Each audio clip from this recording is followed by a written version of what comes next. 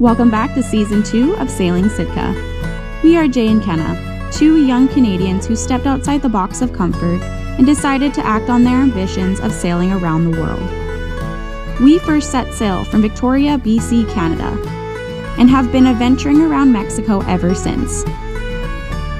In this season, we'll be sailing on, further south and closer towards our dreams of exploring everywhere the sea touches. So sit back, subscribe, and enjoy the ride. This is our channel, Sailing Sitka. We are two crazy kids who live on a sailboat and document their adventures, both the highs and the lows. Right now, we're located in Baja, Conception, and our days consist of anchorage hopping here in the beautiful Sea of Cortez. Join us for this week's episode as we lift anchor and sail on, discovering new sights to see along the way. Thanks for watching, and please subscribe if you enjoy. All right, we're lifting anchor. Our stupid windlass doesn't work. There we go. So Jay's lifting anchor, and I'm stuck down here pushing the chain because it builds up like that.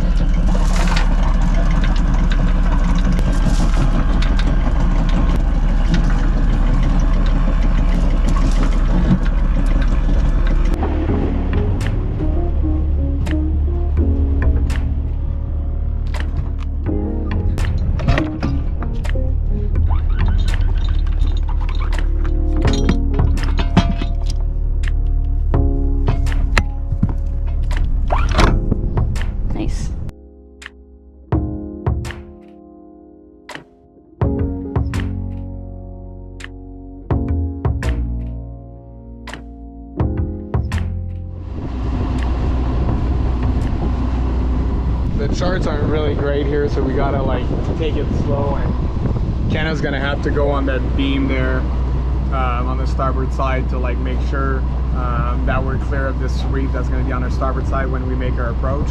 For some reason, now that I don't have internet, like all the soundings are no longer there, but luckily I looked at them closely this morning so I know what track to take, but it's kind of not ideal.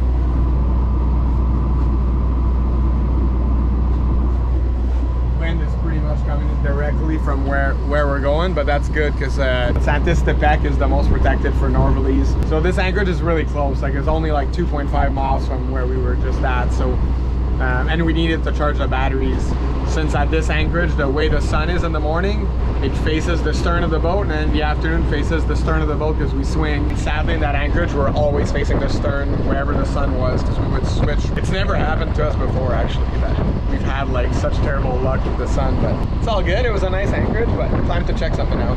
I don't know if you can hear me over the wind or not, but yeah, we're ready to look at something different. Playa Coyote was really nice. It was a beautiful anchorage, but like Jay said, the wind direction and where the sun was coming from, it wouldn't let us charge our solar. And then the other downside was it was a private beach all around, so we couldn't really explore much there. God, it's gusty.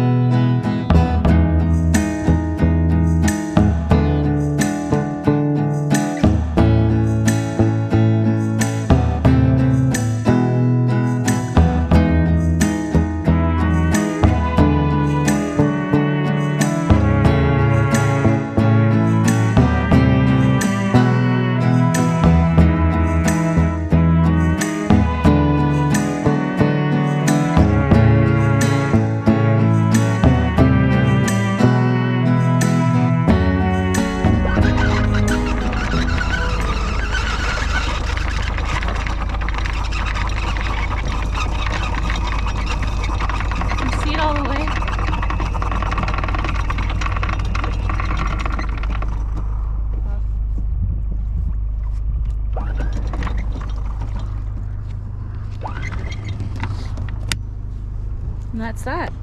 That is that. All right, let's open the V Lounge.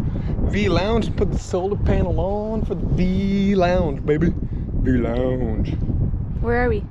We're in It's not Punta. It's Santa Pecca? no. It's Bahia. No. Santa... No. Playa Santistepec. Santistepec, I was close. Yeah, so it's like the northernmost anchorage in Baja Conception, and it's the most protected, which makes sense because like the wind comes a lot of times from here, from there, and then we have this whole peninsula. It'll still funnel. It does a lot in the Sea of Cortez between the mountain peaks. You'd think you're like super barricaded, but you'll get like huge blasts of wind, but there's no fetch, right? So you don't get the waves that come with it, which is super nice. And there's a super cute town there. So yeah, I think we're gonna spend a couple days here and explore and maybe make some friends. Who knows? What's your friend? I'll be a friend. I'll be a friend. Maybe we'll see some whale sharks, which would be cool. Maybe they'll eat you. No, they eat plankton. And they're actually fish, the world's biggest fish. I told Jay that. This is Playa Santistepec. With its protected turquoise waters and tranquil lifestyle, it's a popular destination for both cruisers and campers. With good holding over a sand bottom, this anchorage became quickly one of our favorite stops, and we are very excited to explore on shore.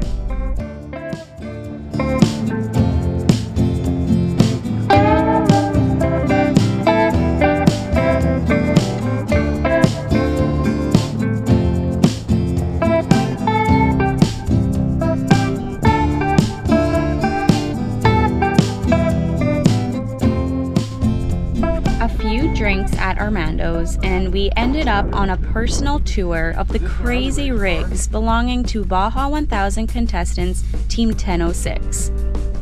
These guys were absolute beauties and welcomed Jay and I to sit in their team car, in which they raced in this year's Baja 1000 from La Paz to Ensenada. This race is an annual Mexican off-road motorsport race held on the Baja Peninsula. Having been found in 1967, this race attracts competitors from 6 different continents, racing several different classes of vehicles, from dirt bikes to ATVs to buggies and more. Shout out to Team 1006 for the walkthrough of your crazy life on the road. You guys are awesome.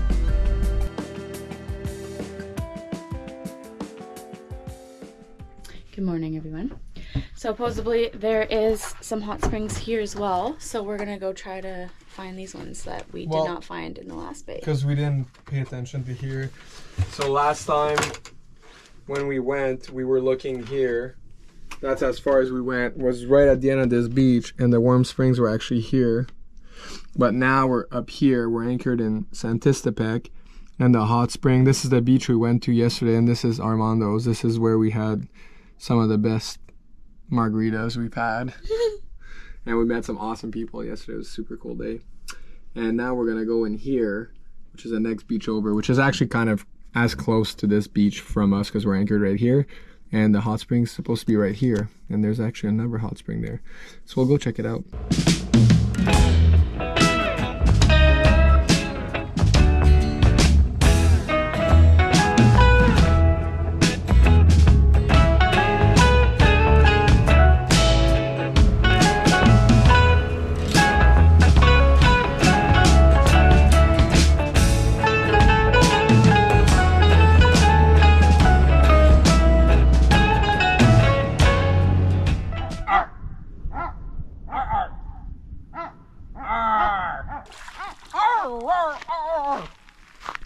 I'm asking them where the hot springs are, but they're too lazy to do a flyby for us. But hopefully we find it. Yeah, we can't freaking find these things, you guys. I know, and they are there. We know they're there. People have told us they're there too. But there's no like obvious trailheads. And also I'm not really wearing the appropriate footwear to be going on a wild excursion here. I thought they'd be like right there. Yeah, we also have to wear footwear that we can like land the dinghy with, so. It's pretty shell. Yeah, there's tons of little fish. Look how pretty this shell is. It's like perfect.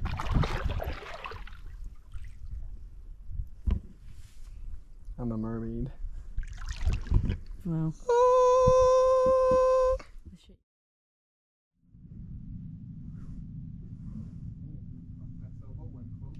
All right, as you probably guessed by this scenario here. We gotta fix something. So our trusty little Honda 2000 generator here, inverter, we needed it last night to charge the batteries, as the solar here, like I've explained before, is not great. It's sunny all day, but it just comes from the wrong direction, and the boat swings as the sun swings. Anyways, we needed to use a generator, so that didn't work, so we ended up having to use the main engine, which obviously is not the best, because running diesel engines not under load in neutral is not ideal, but we needed to do it. So it's not the end of the world once in a while, but you don't want to rely on that all the time. So we need this thing to work. What I did to the outboard before we left Mexico last season was I took the carb apart, cleaned it and all that, and changed the spark plugs, and then we came back and it worked first pull. We didn't do that for the Honda 2000, and we should have. We didn't take the time to do that. So I suspect from my little research, because this is the first time, by the way, I have to do anything on this thing. We bought this used, but it always worked for us, so I've never had to do anything on this little Honda 2000. But as for everything that has fuel in it, especially nowadays with the ethanol, it's most likely going to be the carburetor.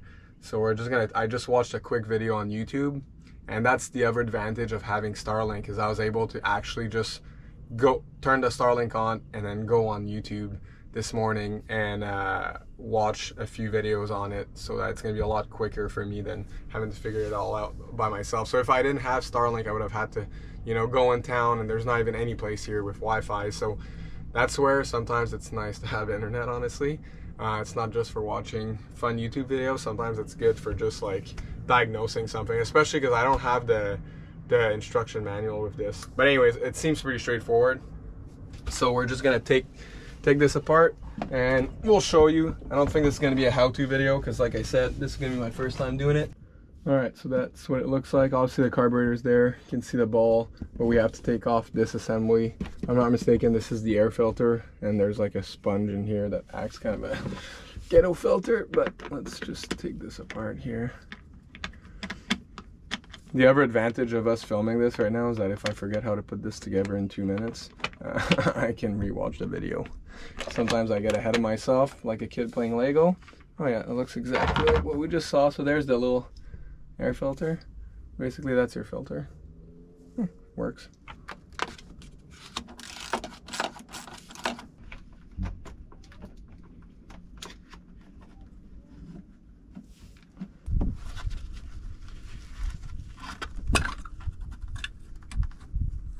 It's a little dirty. So that's, you know, there's a little bit of stuff in here. This should be completely clean. So there is a tiny bit of ethanol buildup in there. See, that's your choke here.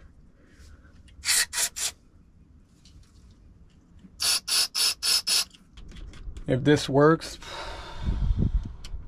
I'm gonna be happy. Also, I'm gonna have to add some fuel because I dumped all the old fuel. And it's a fuel pump, so it's gonna take a couple crank there to fill the bowl.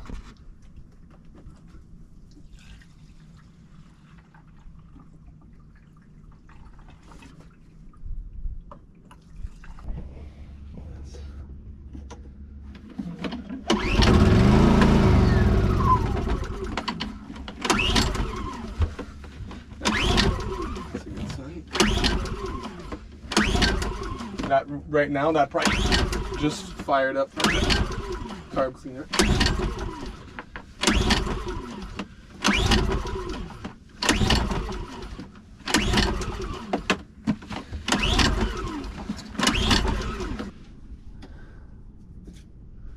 Started for like a second, but she ain't starting now, so we'll just let it sit for a bit. I want to flood it, and then we'll give her a shot in like 10 minutes. Tell them what you're doing again. Yeah, I'm gonna take the carb completely apart this time.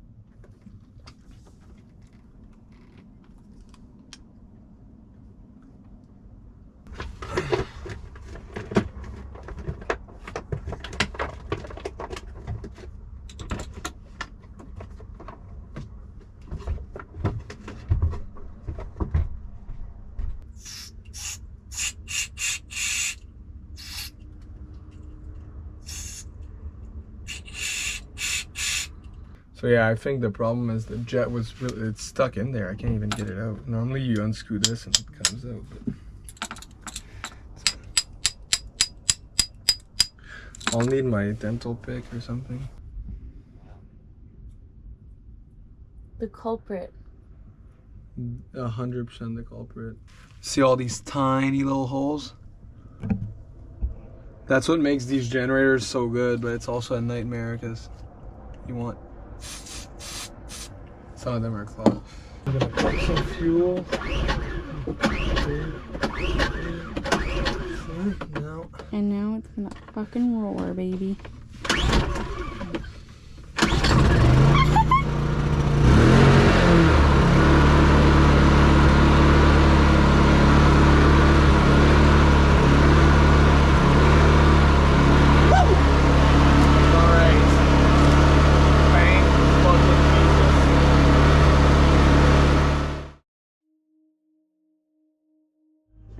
Any luck, hon? No.